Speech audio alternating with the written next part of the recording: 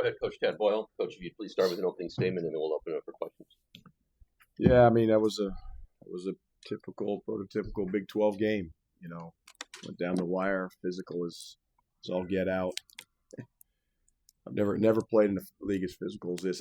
It's amazing. I've coached college basketball for a long time now, and I've never understood why certain leagues are different than others in terms of the way they're allowed to play. But we have to adjust to that. There's no doubt about it. And I just told our team, I don't know how the hell we're in this game when we turn it over 22 times, and they score 24 points off our turnovers. That says something about our fight and our ability to compete. And that's been a Achilles heel of Colorado's all year long, is those turnovers. And they reared their head tonight. But I thought our guys battled, but we held them to 39%. When we got our defense set and took care of the ball, I mean, we guarded them pretty darn well. But had some good looks there at the end. I loved how we executed the out-of-bounds play at the end, but the 3 or 4 possessions before that, even after timeouts, we didn't execute. And Central Florida, made one more play than we did. It's a hell of a game. Yeah, I was going to ask you about that in the game sequence. They go up by 1 with the free throw, about 22 seconds left. You have the final possession. Then you got the possession again with the 5-second call. Did you like what you saw at the end of the game from your team? Again, I liked the last off OB under where we got the ball to Elijah Malone right at, under the basket. He's a horse for us, and weren't able to finish it. A couple possessions before, Bangadak had a really good look at the basket. It didn't go in, so I was happy with those. Our deal is get a good shot, and but there was 3 or 4 possessions where we had plays called.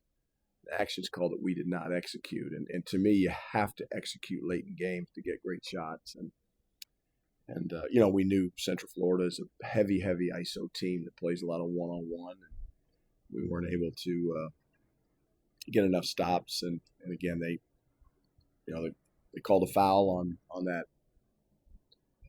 rebound. That's the way it goes. Coach, you mentioned executing. UCF scored 41 points in the second. Yeah. A lot of them coming late in the game. What did you guys see that UCF did on our side? Well, the 24 points off our 22 turnovers. And I don't have the first half stats with me, but you lose by 1 and you give up 24 points just off not being strong with the ball or having them pressure you into a turnover. It's tough. Coach, I know that you mentioned the turnovers being an Achilles heel, but you did shoot 52% overall. Is that at all encouraging? Yeah. I mean, look, we shot 49% against Iowa State. They're one of the best defensive teams in the country. So, we absolutely. I mean, we when we got shots, we were pretty good. You got to get more shots, and again, they get 10 more shots on goal than us. It's tough. I mean, it's tough. Coach, after what lost Iowa State, you kind of said the same thing that you start off with, how physical this Big 12 league is. Mm-hmm. What do you think makes it so difficult for your team, especially in matches like this when it comes down to it? Well, I think sometimes our guys get fouled and they're looking for the whistle instead of just playing through it. Play to the whistle, don't play for the whistle, and understand the whistle's not going to come, especially when you're on the road. It's probably not going to go your way. It's just the way it is. So, and that comes down to mental toughness, and being aggressive. We had a really good stop there at the end, and we were ahead, and they got the rebound, and we didn't. I mean, we've been working on it in practice the last week and a half since the Iowa State game. So, but overall, we out rebounded by 5, which I thought our guys fought tonight. We at least competed on the boards, which is something we had not done against Iowa State or Arizona State. So we got to take the positives. You got to build off the positives, and just try to figure out how to win the next game, because that's in this league. You can't worry about what just happened. You can't worry about what's on the horizon. You just got to try to win the next game. And we were focused on that, with this Central Florida team, and they were coming off a tough loss. Obviously, we knew they'd be ready. Didn't even watch the KU game with our film with our team, because it didn't do anybody any good there. So, but they responded, and they were down a guy. We were down a guy. So just the way it goes. A tough loss, because that was a winnable game.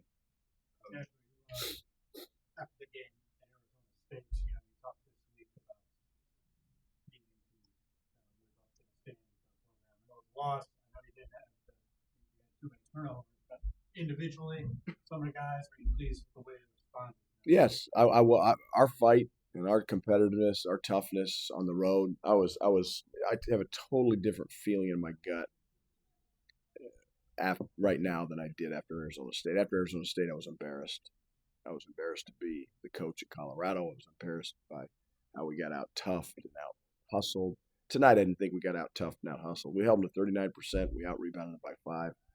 I can live with that on the road in the Big 12. It's just, again, you better take care of the ball.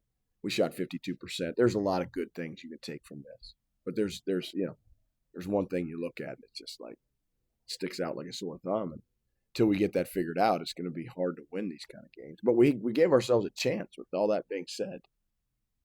So we're doing something right. The first 7 shots you guys took after halftime, you guys made them. You had a stretch with 7 turnovers in about 4 minutes. What sort of adjustments do you think UCF made defensively, particularly in the press? Yeah, they started pressuring us in the full court, and we coughed it up one time in the trap. Got called for some travels. Again, we got called for like 3 travels tonight. I got to look at the film. And they probably were. So you just gotta. But we knew, you're playing a team at home, and you've got a lead. You know the pressure's coming, whether it's in the half court or the full court. You got to be able to handle it, and we didn't handle it. And when we were scoring right out of the chute in the first half or the second half, we were okay with trading baskets with them. And they scored 4 out of the first 8 possessions of the second half. We scored like 7 of the first 9. So we were positive Colorado, but that 4 for 8's got to be 2 for 8, and then you break this thing open. Coach, with turnovers being, as you said, this team's Achilles heel, what does this team have to do in order to patch that?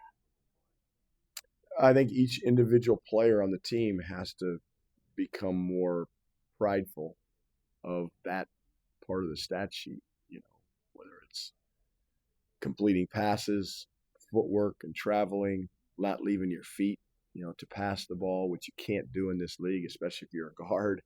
I mean, it's just being strong with the ball, knowing that the thing about the teams in this league, Iowa State, Arizona State, and Central Florida, 3 for 3 now, they are very active with their hands in terms of reaching, poking at the ball. And sometimes they'll hit a wrist, they'll hit a hand, they'll hit a forearm. And we've got to be strong enough to deal with that. And right now we're not. So that's where we have to get better. Kind of speaking more again on the turnovers, you had possibly play where you had 8 turnovers in about 3 minutes of play. You guys kind of battled back then, and it was more of a tight game after. What did you say to your players? I just said, guys, keep fighting. Our guys kept fighting. I mean, we did. We battled our tails off, and I got no problem with our fight tonight. We had too many stretches where we turned it over. We didn't get shots. I mean, again, you hold them with 39%, you shoot 52%. You out-rebound them by 5, you should win that game. But we did. Coach, a couple Orlando Magic connections. Colorado, Yeah. obviously head coach, went to Colorado. Tristan DeSilva is a rookie. Yep. I know you practiced there yesterday. What was that experience like, and what was it like reconnecting with Tristan? Yeah, it's fantastic. Obviously, we're extremely proud of Tristan and what he's done for the Magic and the organization. Jamal Mosley's Orlando is lucky to have him.